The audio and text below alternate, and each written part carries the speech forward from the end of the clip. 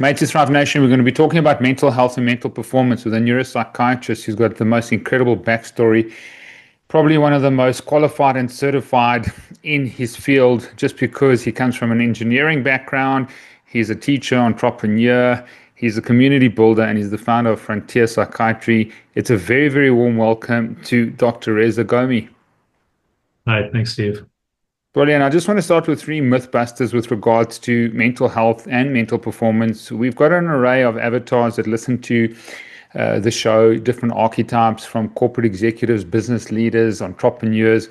We've then also got patients and colleagues that listen, with regards to early onset dementia and Alzheimer's and that. But I do want to start with three sort of big myths that people believe out there that you would really want to communicate to say, hang on, listen to the show because you might be missing three very, very important things in your life. Let's see, three things. My specialty being, I guess, dementia. That's where a lot of I kind of create my content online is really around the dementia frameworks, dementia topics, and sometimes it's adjacent, obviously, with all these new headlines with AI. But in general, the three things, I guess, number one, biggest thing would be, if it's hard to find motivation to make various changes, behavioral changes in your life for other reasons, I find dementia tends to be a big motivator. So if you have trouble, getting into an exercise routine, I usually can get my patients, often, stubborn middle-aged guys for the most part, the ones that the hardest time.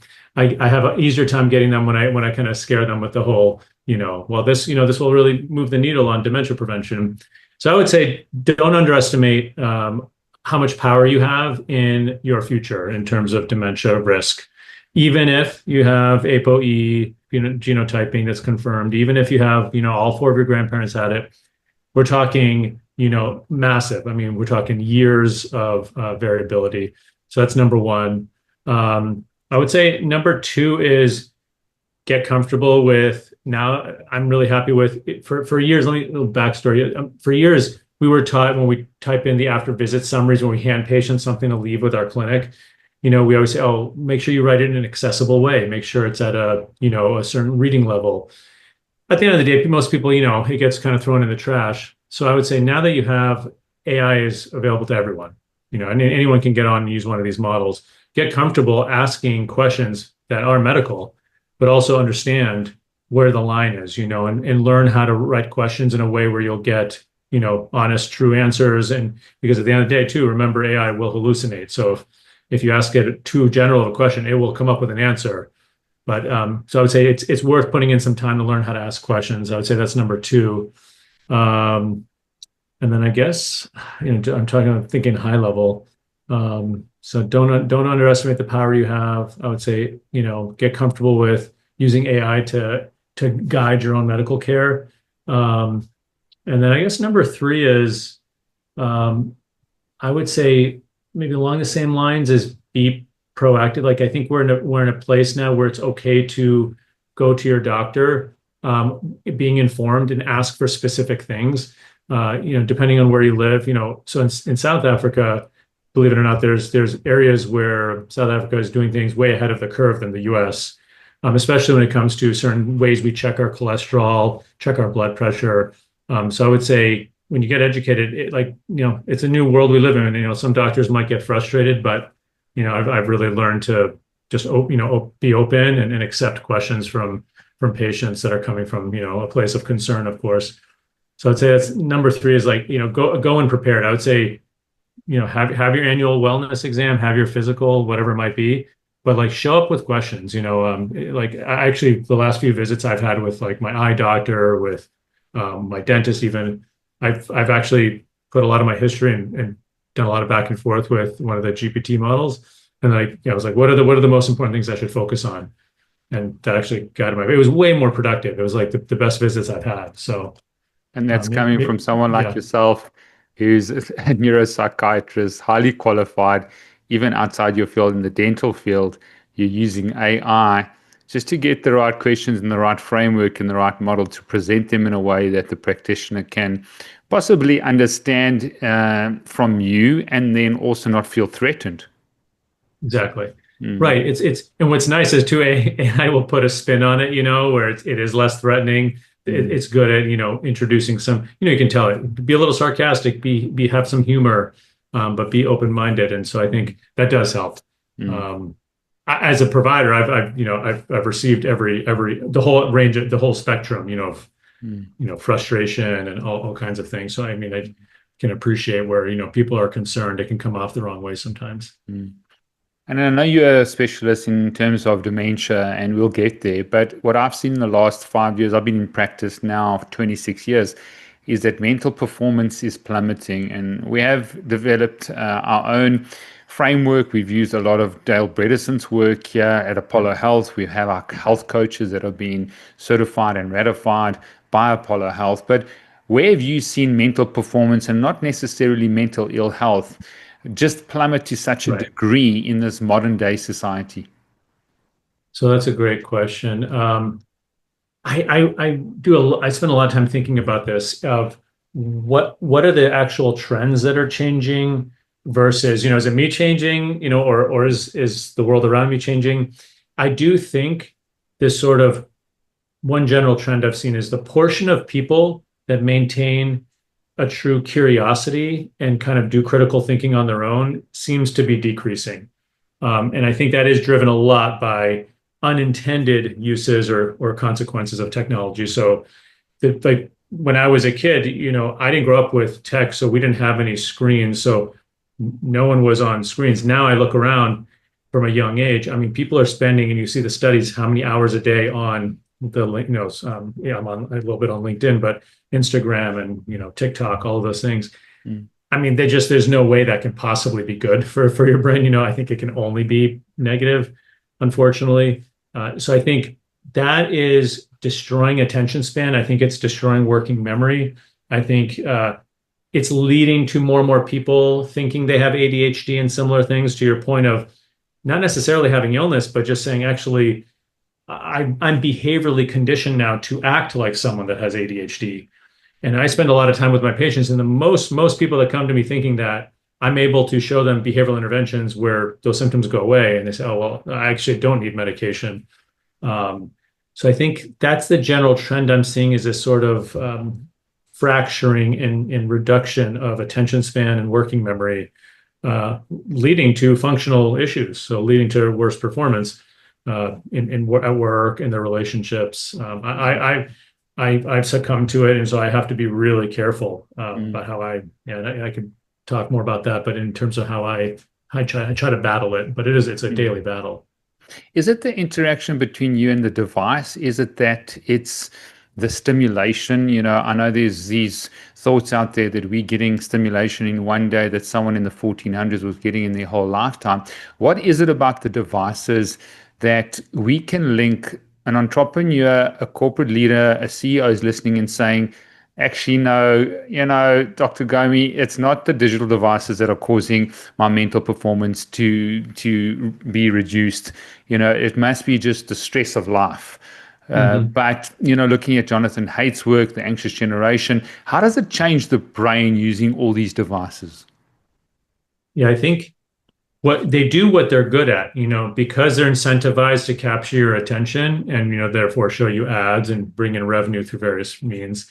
They're really good at that. I mean, these applications are so good at A/B testing and figuring out what you want to see and what will give you that little spike of dopamine to then keep you going, keep you scrolling. And so I think in there, it's reinforcing these unfortunately bad habits. So like you said, in the 1400s, or even just 20 years ago, I mean, it is not natural for the human brain to be stimulated to this degree. So we know evolution takes time. So we're not going to, your brain's not going to adjust in one generation. But in one generation, we've seen, the stimulation just go through the roof. So we used to sit and write, I used to read more physical books and things with much less stimulation.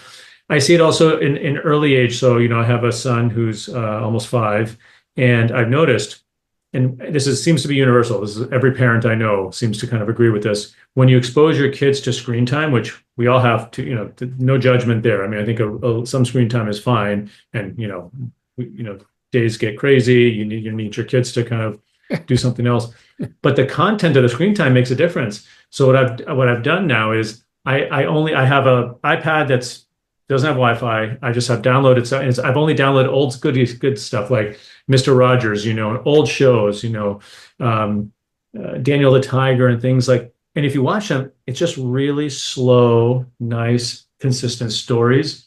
And then if you watch any of the modern shows, flashing lights and just amazing amount of stimulation. Mm, Constant. And so the kids don't even get a chance to put a story together, follow a train of thought. It's just constant delivering those dopamine hits rather than making them earn the dopamine hits, follow the story and then, oh, there's a nice, little conclusion.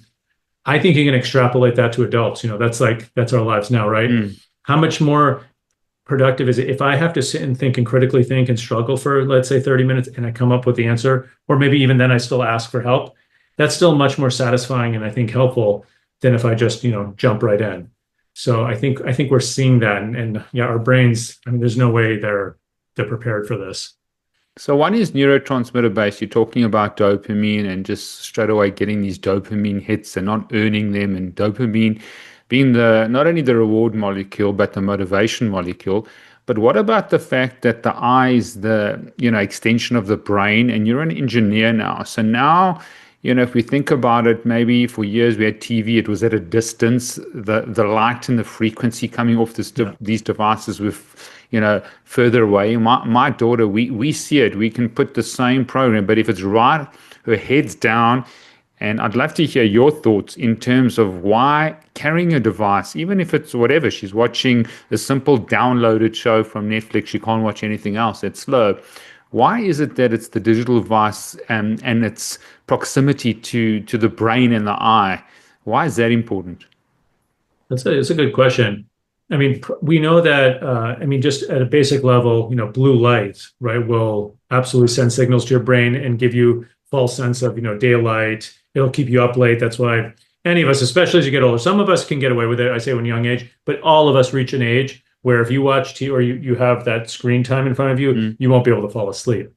Well, that has a lot to do with proximity plus intensity. I mean, our old televisions, when we would sit 10 feet away and they were much less bright, had, I think, much less impact. Now you have extremely sharp images, very bright, lights, and then often you find yourself, you're lying in bed, and it's just, that one or maybe 12, 14 inches from your face. So I guess at a scientific level, I'm thinking of the blue light, like the suprachiasmatic nucleus, the melatonin, the subthalamic nucleus, like that whole pathway gets triggered. And that just one angle. I'm sure there's even others that I'm probably not even aware of. But that's when you start, I think, sending your brain again is getting signals that are not natural. I do a lot of camping, mountaineering, and it's amazing. I mean, every time I get away from all of that, how much better I sleep, how much better just in generally I feel. And it's amazing. You detox pretty quick. My focus comes back pretty quickly. I just wish it was more consistent throughout the week, didn't have to live two lives. Got you. Now, which is your best assessment? We've had a lot of people on talk about QEEGs. We haven't had Daniel Amen on talk about the SPECT. We use a cognoscopy assessment, which we believe is pretty good for our corporate leaders that Dale Bredeson's put together. But for someone who's concerned about mental performance, because a lot of people hear, mental health, no, I'm fine, but the degradation often takes, the time vector is very, very important, and early detection is crucially important. And I know that and I've learned this from you with regards to the way people speak and their hearing ability is fundamentally important. But if someone's listening and saying, I'm concerned, my parents might have an ApoE, 4 allele, or they 4-4, or what do I do now from an assessment perspective? That's a great question. There are quite a few options now, varying costs, varying degrees of coverage and insurance in the US and other places. But I think at a basic level, I'm a fan of doing some cognitive testing and doing that on some maybe like an annual basis. So, and now that there are digital tools available at very low cost, I think that's like a very easy entry point for the vast majority of people. It's not prohibitive in terms of the cost. And there are a number of tools. I've built one of these tools in the past, but I'm completely unbiased in terms of what you use, as long as it's one of the validated tools. You don't need, I think for this kind of thing, you don't need to go, spend all the money and time and wait lists for like a formal, I would say, neuropsychological testing. That has its time and place, so that's important, but more in the disease process. But I think when you have a baseline, it does really help. When people come to me, I'm often having to guess what their baseline is because they don't have that. So it really helps me understand, is this a drop, especially for higher performers, right? Because they'll score average on tests forever. And so it won't be obvious that there's a decline. I would say that's a big one. We're also at an interesting point because now there are, like in the US, for $300, I can go down to Quest and get an Alzheimer's test for the Alzheimer's blood proteins. And those blood proteins are there 20 years plus before your disease symptoms show. That's almost becomes an ethical dilemma. The field is grappling with, what do we do with that? Do we start asking people to test earlier? So right now it's still for people that are older showing symptoms, but it begs the question, would you do something different if you knew when you were 40 that you were going to have Alzheimer's in your 60s? And those other tests you mentioned, Dr. Ghomi, because I think that's important. If someone's listening out there, they need to know, okay, you've got the proteins, then you can say, hang on, if you extrapolate this 20 years, it's going to increase my chance, not necessarily guarantee that I'm going to get it, but now exercise becomes a little bit of more of a motivating factor. Yeah. And we sometimes, and I hear this often, is that as practitioners, we do need to use, and we don't want to say fear, because fear is very contracted for a certain period, and it's just not expansive and open. But sometimes the repercussions and consequences need to be told to our patients and clients. Absolutely. And I'm a big fan. I'm more on the inform and educate and be transparent end of it. That's how I do all of my diagnostic workups and diagnoses for dementia. Again, in my experience, people really do appreciate that. But the key is, you have to give them something they can do. You have to show them where there's hope and where they have power and control over their journey. So I think starting early with some cognitive assessment. I think some of the things that to me are more promising that I think are more correlated with function are some of these fMRI procedures. Unfortunately, they're hard to come by. They're not really available. Yeah, a lot of it's research based, although there's really impressive increasing research with it. So I'm really hoping, how do we make that more accessible? That is going to be a challenge. These are expensive machines, but at least cognitive testing, and then these biological tests. The biomarker tests, they are expanding. So I think we're going to be facing a real decision point here pretty soon, as they are a price point that just about anyone can afford. We're going to be I think there's going to be a tension here with the medical community of, do we do it? What do we do? What do people do it on their own? It's a really good question. I think we're just seeing that now. Just on the cognitive assessments, can you tell us specific ones? I know that there's a lot of people out there, and they, sure. One of your biggest, values that I see is trust. Trust in a process, trust in, you don't want to do a cognitive assessment and these guys are fly-by-nights, they haven't done the research. And then 2 years later, the baseline's not good. Now you don't have a proper baseline. So do you have any companies that we could put in the show notes that you feel it's an online test, it's affordable? Yeah, the ones that I'm most aware of that have been around a while have validated, and I think will be around for years to come. So the company I worked with for several years, I no longer work with, but I still use them in my clinical practice. I should say, is called BrainCheck, so braincheck.com. And then I would say a couple others. NeuroTrack is a great tool, been around a long time, very good team behind it, and also Creyos, Creyoos. That's was founded up in Toronto area. Also very good test, been around a long time. And there's a number of others to varying degrees, been around either more or less time, or have some research studies behind them. But there's probably a dozen tools now. I would say those are like kind of the three that I know that have been around for at least more than 5 to 10 years. Have done quite a bit of research, and I've also I've seen and used myself. I've taken all of those tests myself as like pretending I'm a patient. Who are not pretending, checking for myself, right? So and do the patients do them? Do the clients do them if you ask them? And do they do it once a year? Yeah, Yeah, I mean, yeah, like in my probably in my database with Brain Check, I probably have, I don't know, 3,000 now plus completed. So, quite a bit of experience with those. In terms of and people, yeah. What's nice is I think if I'm sending them, they'll typically it's a Mm, good completion rate. I think there is benefit, and I think this is something that's controversial of people having access to doing it themselves. In the US, when you go down the FDA route, right, often that puts a barrier unintended, but and it can be appropriate in many cases, but cases like this, if something needs to be prescribed or controlled, when it's a cognitive test, I mean, there's two sides to it. I can understand the concerns. Someone might get a negative result and panic and want to talk to someone. You want to have that relationship established.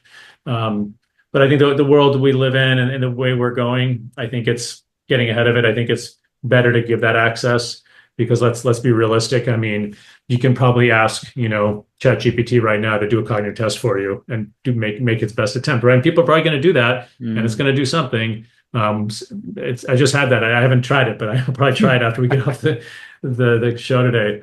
I'm kind of curious what it would do. But people are going to get informed. You just want them to be informed well. Mm. And sort of the blood test about looking at these proteins, maybe you can elaborate. And then secondly, if you think QEEG has a place. Yeah, absolutely. The blood test, for sure, I think they're going to be growing. So they're approved, they're on the market. I've sent patients to get them. Right now, they're paying out of pocket. I think we're going to see first insurance plans in the US starting probably January 1st, 2026. We'll start paying for them. Some states are just going ahead and mandating it, so it's not an option to pay for biomarker tests. The QEEG, I've had, it's not something I've had as much hands-on experience with, so I love to do things sometimes myself if I can, and I'm very open to that. I think it's gotten sharper over the years. I mean, 20 years ago, EEG was like kind of almost looking at like a EKG, just rough signals. Now, I mean, I know it's become much more localized. There's a better correlation with your function in terms of what is your brain doing at that moment. Because in my training, I was trained traditionally where I'm just looking at it to look for seizure activity, and even at that, it's relatively rough level. Mm, So it's not. I would not say I'm not an expert on the topic, but mm, I have in general over the last 15 years seen increasing accuracy and usage, which does make me optimistic. I'd actually love to try it myself now next if I mm, have a chance to just see what the more modern machines are doing. mm. All right, good. Let's talk about the most important interventions, and this is, please just speak honestly from my perspective, just in terms of mental performance, and we will get to mental health, and maybe they correlated here, is that sleep has been compromised, and I think we're getting far less Mhm. sleep than we used to, quality sleep and quantity Yeah. compared to before Edison, founded and invented the light bulb, and even Nikola Tesla. I think those are two big turning points there. How Yep. important, like someone's listening now, and this is our biggest area when we work with our corporates, and that's why we use wearable technology, although the accuracy is not there. I think the precision's not there, and maybe as an engineer, you can expand on that. But how important is quality and quantity sleep for brain health and mental performance? And this is an area I think we've learned a lot in just the last even 10 years and in learning more, but it's critical.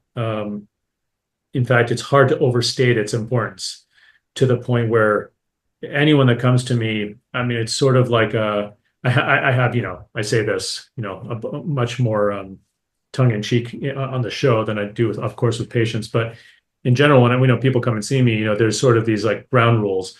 One of them is sleep. It's non-negotiable. They have to start following some procedures and improve their sleep because just about everyone can improve their sleep, Yeah. at least to some degree. But now that what we've learned about the lymphatic system, when we've watched what Alzheimer's, and pick a dementia, it doesn't have to be Alzheimer's, but any of those proteins, the way they get cleared out and your brain kind of cleans itself during sleep is absolutely critical.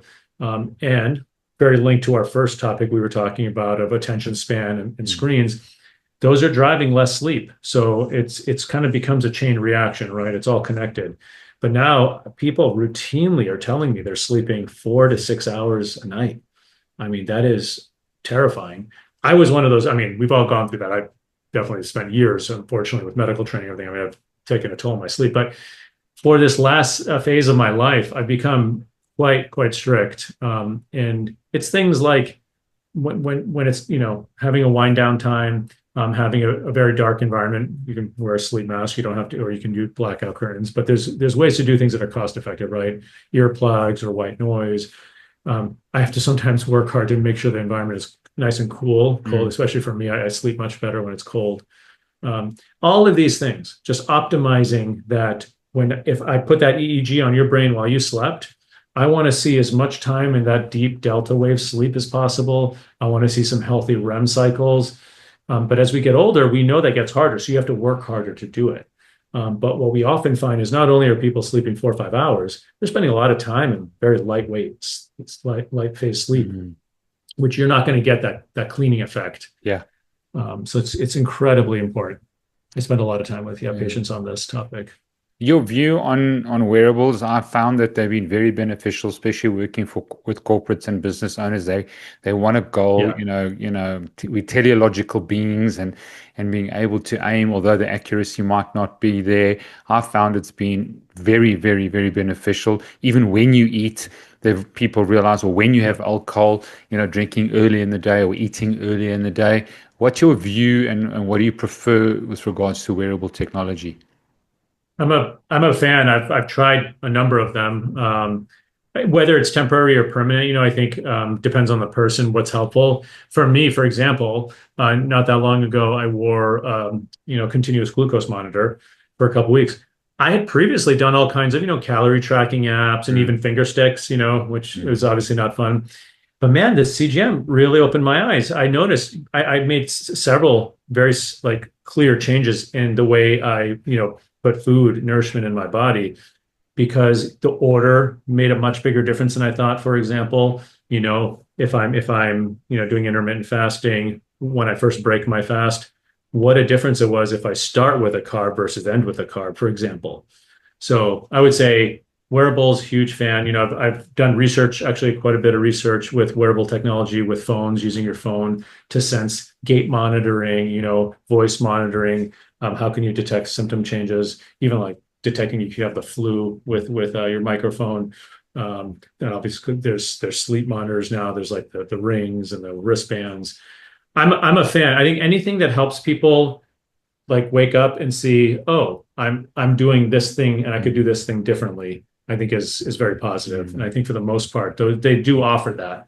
Because it's funny, these wearables, I think, come back to that topic of our attention. We have more limited attention. So the wearable helps you bring your attention to the behavior in that moment, which is so hard in today's age. And that's just the way it is. I mean, I certainly, for example, if someone comes in and tells me, did you know you've just been slouching like this all day?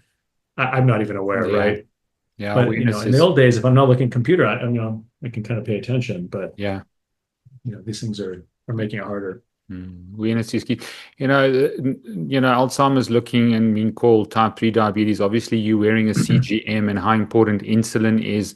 Looking at a lot of docs that don't do a fasting insulin test, and then the HbA1c is good for many, many years. I think some of the research shows up to 13 to 15 years. So tell us about the importance of glucose control and being metabolically healthy with regards to brain health and mental performance. Sure. And the more recent studies, and even leading to some of the clinical trials for new biopharmaceuticals or other treatments for dementia, are actually focusing more and more on insulin and the inflammation state of these proteins before they start becoming the versions that kill the neurons. There's clear insulin resistance happening in the brain.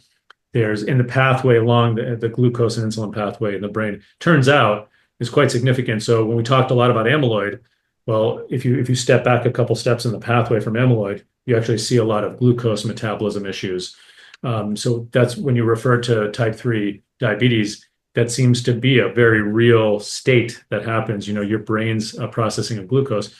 And if we really zoom out for a second and realize our brains love glucose, but they can also use ketones, right? Those are really the only two sources of energy.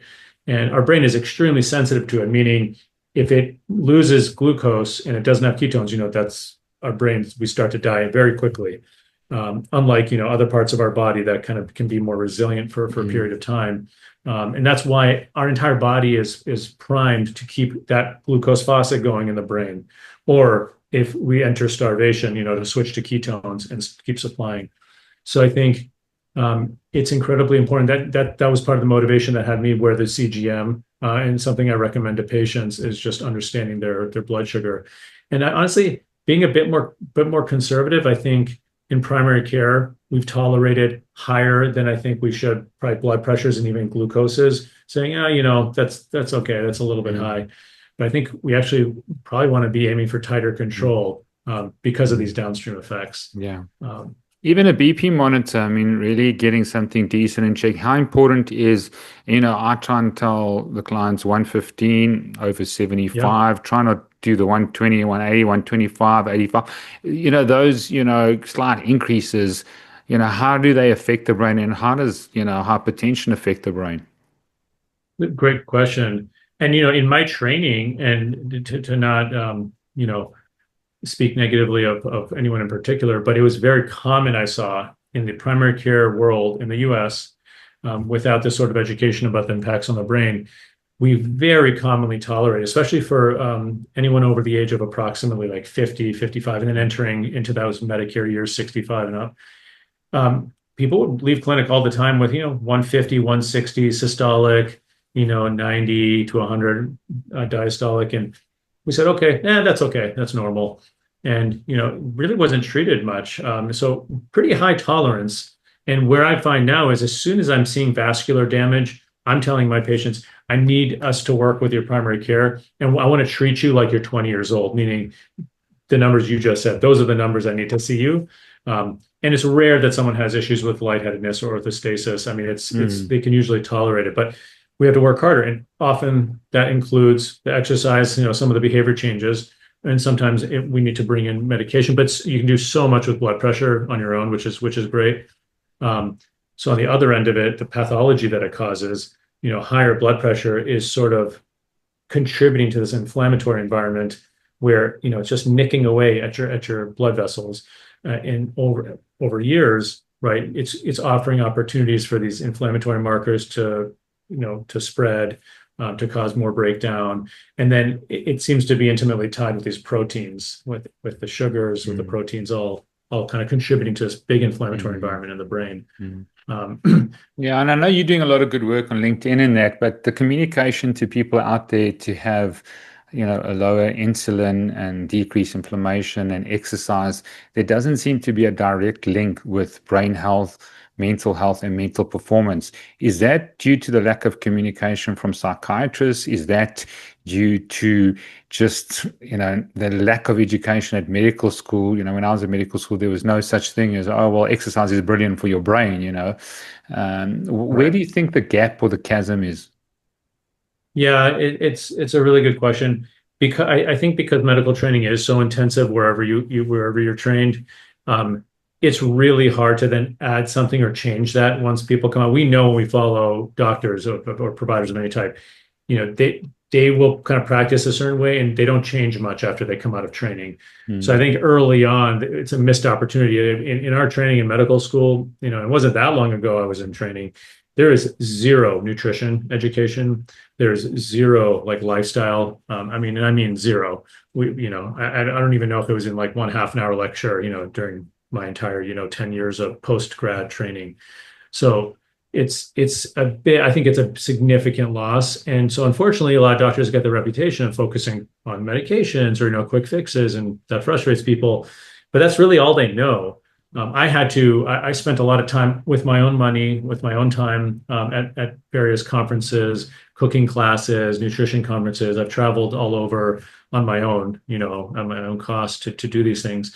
But yeah, we have to make that much more accessible. And that needs to be the first thing you go to. And on the other end of it, just thinking about examples where the lack of that knowledge kind of compounds and causes more issue is, for example, in psychiatry, we will put people, let's say, on second generation antipsychotics. We know, they can cause cholesterol issues, blood pressure issues, glucose issues, total metabolic dysfunction. But because we're not trained as well, it's sort of more accepted again. It's not, it doesn't become this urgent issue. And so, we have to sound the alarm bells of, listen, I'm glad this person, maybe their psychosis is a bit better. Maybe they're, more functioning, but we just took 20 years off their life Yeah. too. And Yeah. so, I mean, that becomes a real challenge. My view, the only way forward to prevent chronic disease and even from a neurodegenerative condition is to use technology and to make people aware earlier through screening, through just being able to engage and ask questions and look at nutritional plans and exercise plans. If you could develop an app right now, and I know you're engineer, and we might not get to your story, which is very important, your cancer story, but what app or what digital platform would you now build to help people prevent and delay neurodegenerative conditions? That's a really good question. I think if I had, if I could start over and I was building an app right now or a device, I think I'd probably use the hardware that's available now. So pretty much everyone has a smartphone. But I'm thinking, an app that could access, the motion, the sensors in the smartphone, the vocal sensors, any of those, and probably use some wearables too, maybe, but put it all together and paint the picture in the app, have it translated into this, almost like have someone have a bar. So it's motivating of, here's your percentage risk, and showing their progress. So after 6 months, look, your percentage is going down, like you're reducing your risk. I wonder, making a little bit measured and objective and in real time, I think probably, it does seem to move the needle for people. So I think just having something that, puts it all together. Look what you did on your blood sugar, your activity levels, your sleep, and so on. And now, your risk just went from, 29.2% to 26%, kind of. Yeah. I think that I just know I would use that. That would be very motivating for me. And it would be more motivating, don't you think, Dr. Ghomi, if it was related to your mental performance and mental health? A lot of people are not really, my heart's going to get old, I might get tired. But once you start, talking to them about just the complexities of mental health and just the outcomes, then it's a different ball game. Yeah, that's absolutely right. Mm. Yeah, it's true. And for the individual, that's what nothing, I think I don't see AI replacing the human interaction anytime soon. I mean, for that provider patient relationship, that's the key, is what motivates them. For someone, maybe they grew up around, it was just acceptable to be, let's say, a bit overweight, fine. So that's not going to motivate them. Like, weight loss isn't going to motivate them. But maybe they're scared because they saw their grandfather die of Alzheimer's. So that's going to motivate them. So I think that's the key, is everyone's a bit different. So yes, the app would be smart in knowing, what are you worried most about? And if they, and some people, maybe they don't care about dementia. They're like, I won't know what's going on anyway, so who cares? Well, but maybe they do care about right now. They want to be able to move around better and play with their kid. So it's sort of, finding that motivation. What do you think of this? I wanted to look at trying to develop this, but it's going to take a bit of funding. If I can take my own life, couple of videos, and then it can extrapolate it to someone at 65 who's got severe dementia, to someone who's mentally healthy and strong and has mental performance and is able to travel, and then you watch a video of yourself versus you struggling with relationships or work or lacking purpose. Or do you think that would be a good way forward? That I do see, and there are some studies adjacent to that, not the same thing, but using videos of future state to motivate people. And in those studies, I've seen that be very successful, very motivating. So that is a good idea. I think it's powerful to say, like, these are, and that the fact that you have a choice. Yeah. What you do now puts you on one of those paths. Well, maybe just your backstory. It seems like the seed of suffering is often what brings people to become aware, educate themselves. You've got your own story with regards to Hodgkin's lymphoma. Do you think that's possibly one of the reasons why you've gone down this road? I must say, and this is with all, respect of psychiatrists, I find they the furthest behind with regards to, specific screening, integrative medicine, functional medicine, looking at root cause diseases. Tell us a bit about your story and, how you speak into your colleagues. Absolutely. Yeah. And I think my story, for at times still, but for a long period, did have me leaving, feeling like a bit of an outsider in the medical field.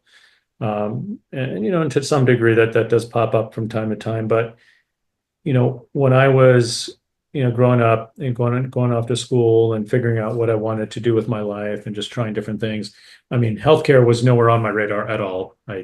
In fact, when I was younger, I was kind of scared of blood, so I never even considered it.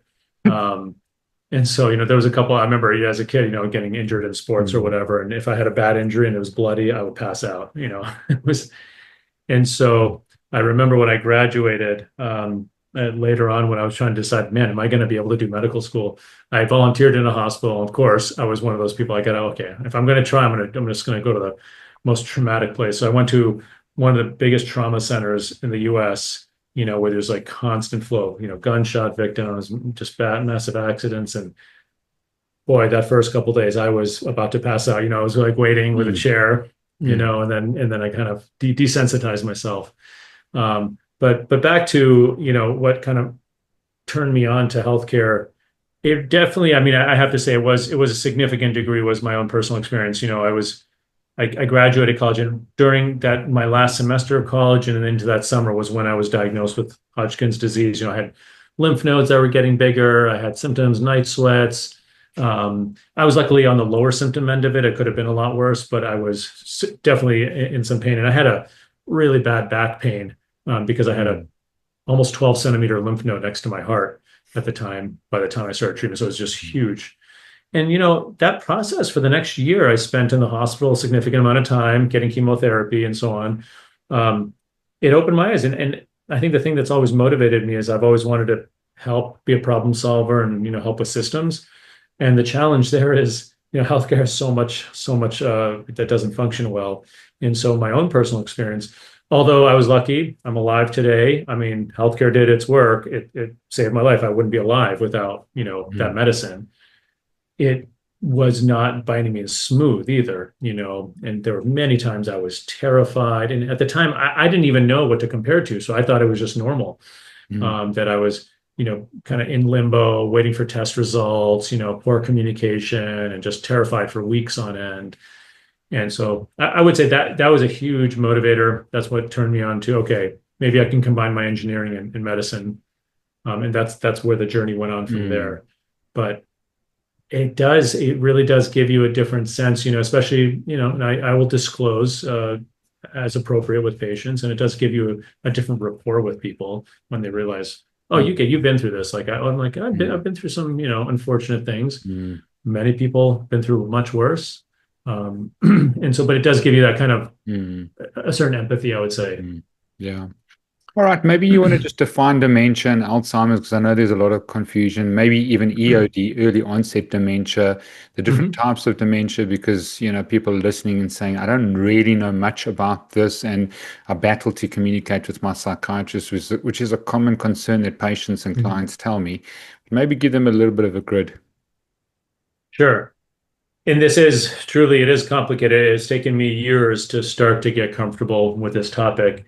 The sort of system I like to think use mentally is at the highest level, I think about functional status, meaning dementia or not dementia, or mild. Sometimes we have terms subjective cognitive impairment, which really is just someone's concerned, but you can't find any evidence. They're doing great on their tests. They're doing fine in life.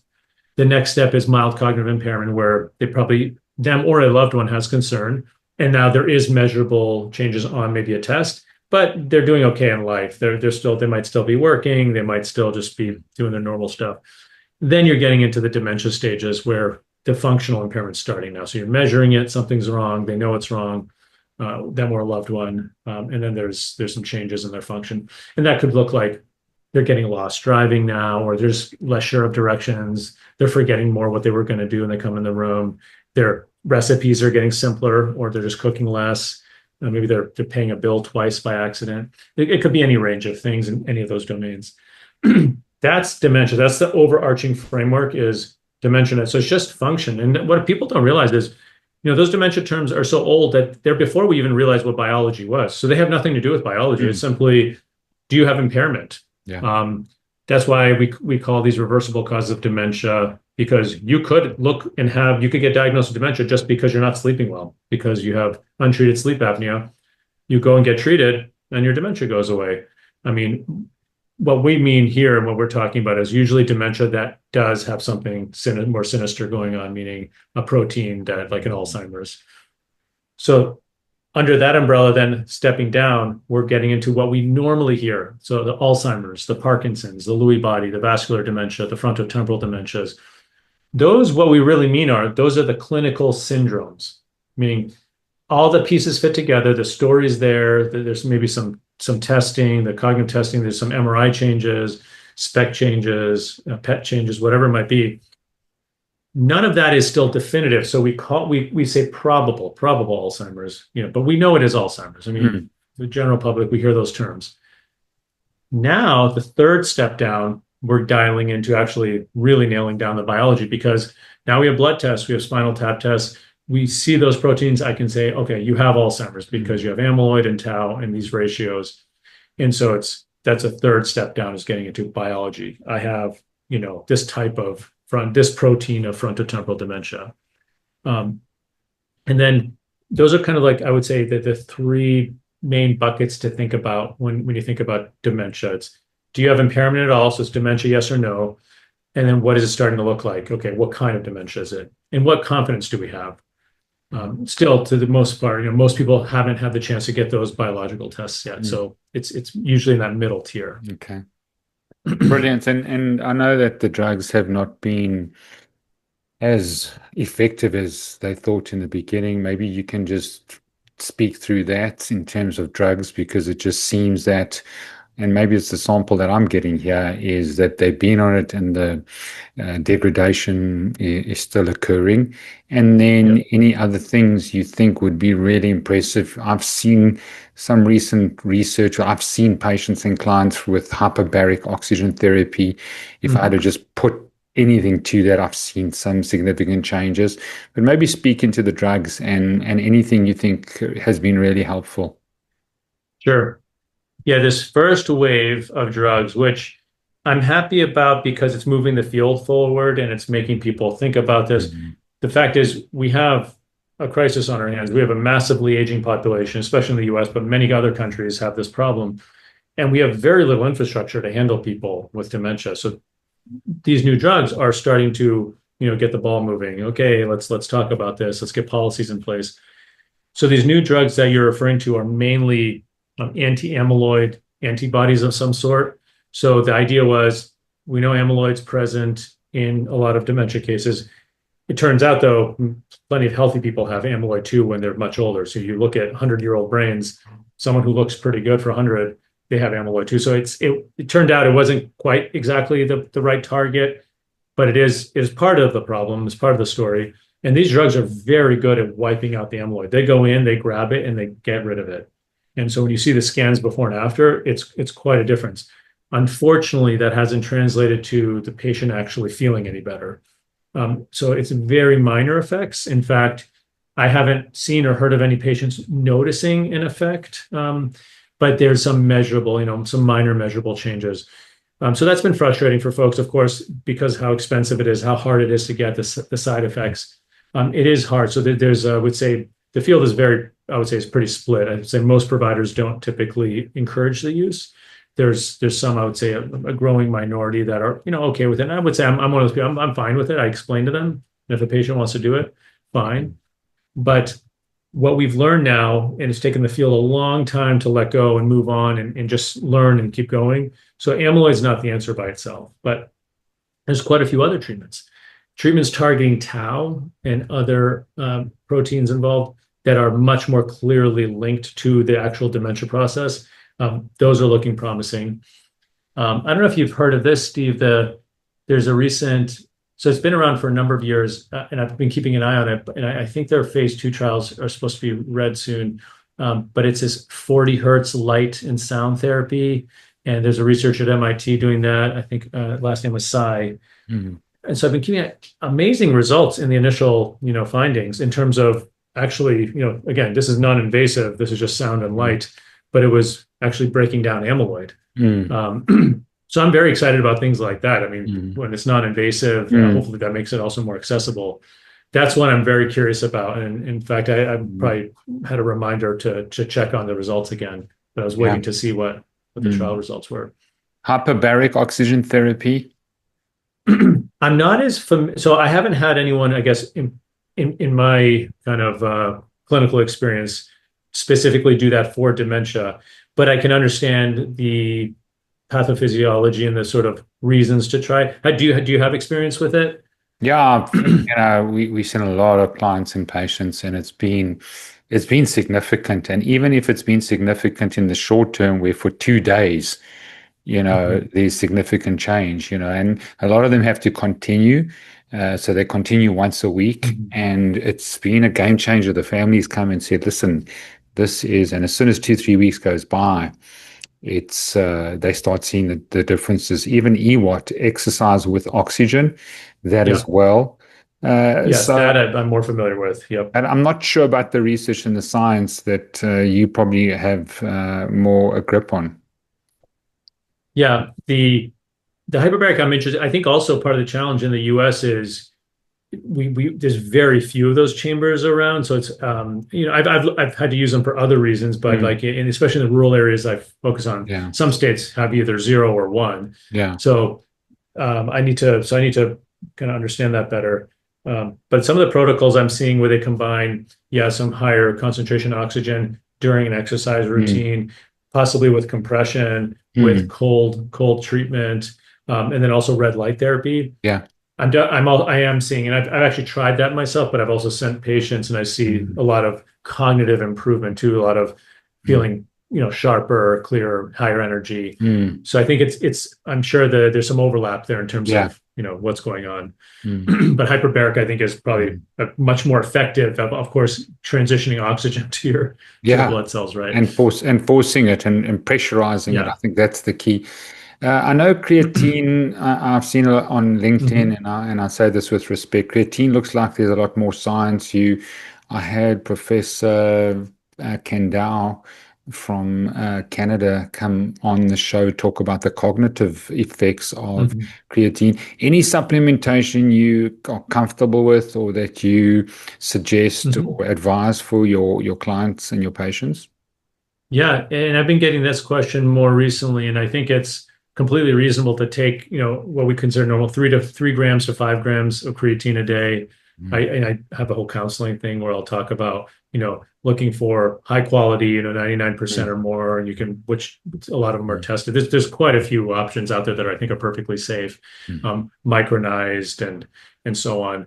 I know like the gold standard is Creapure, but now Mm. there's others too that I think are still Mm. quite clean and pure. Um, I see the benefit. I suspect, and what I'm curious to see as the research shakes out, I suspect there's some connection to the precipitous drop without intervention, the big drop in testosterone and muscle mass, especially for men, but men and women, really after starting age 40, 45, we see this big drop. And that's linked to, Mm. again, grip strength and VO2 max, all these other things that tell us about longevity. It seems I'm guessing it's somewhat related. So I think giving your body some creatine supplement Mm. probably is helpful because in large part too, when we look at what we're eating for the average person, we're not eating well. We're getting a lot of very low quality carbs and Yeah. very, very little protein and good fat. Mm. And so I think it's like giving you that little boost where Mm. understandably, I think a lot of people just are in food deserts. They don't even know where to Yeah. start, and Yeah. in the US, especially when I'm in rural areas, I walk into grocery stores and I can't find any food. Yeah. There's lots of things Crazy. that look like food, but They're not good. yeah. Okay, last message of hope, or something that you'd like the audience and the viewers to hear from you, Dr. Ghomi. Yeah, thanks, Steve. Really, I think like along the lines of I think the message that you that's kind of woven into this entire platform that you have. Um, I think I think dementia in particular, coming back to that because that's I know that's my passion. Although it's scary and it's not something we want for ourselves or anyone else. I think it's been misunderstood for a long time, and I think it's starting to get better. But I would tell anyone, no matter what kind of dementia you may have or already have or you will have in the future, Mm. there's a tremendous amount of power you can still have, and there's reason for hope. Mm. And doesn't have to be false hope. I'm not saying, we're going to find a cure tomorrow, although there's clearly some good treatments on the way, and there's almost 200 trials right now actively going on. So there's a lot of reason for hope. But just the power you have internally, the things that your behaviors can change, can add on those years, quality of life years. And that's my main message is you have a lot more control than you think, and it starts today, just making one change today. That could be just one even small change. Sometimes it's find one place where you're putting a little extra sugar in your diet, see if you can take that out. Yeah. Find a way to add, go to sleep just a little bit earlier. Just baby steps. That's a lot of what I do with patients. Just one thing at a time, take one step, make it a habit, and then go from there. I want to declare favor and blessing over you, Dr. Ghomi. You are courageous in your calling. I love your LinkedIn posts. You challenge, but you challenge with humility. You challenge from a place of curiosity. When I think of people like you, neuropsychiatrists that have got engineering backgrounds and, community builders, and not only looking at high executives that have got the finances and, the patients with benefits, you're a real hero, and a hero that word is a protector of people. And so it's been a privilege. I want to give you a warm welcome to come stay in South Africa, tap into my network. Would love to have you here. We've had a lot of people, podcasts coming, to South Africa, and we just want to bless you and your family, because we need more people like you, more humanitarians out there that see people. We've got a wonderful saying in one of the African languages that says "Sawubona," and it's translated as hello. But when you ask an African, and I only learned this recently, it means I see you. And so I say to you, Dr. Ghomi, I see you. I say Sawubona to you, and thank you so much. Sawubona to you too. I really appreciate it. Thank you for letting me be on the show and share the message to your audience. Thank you.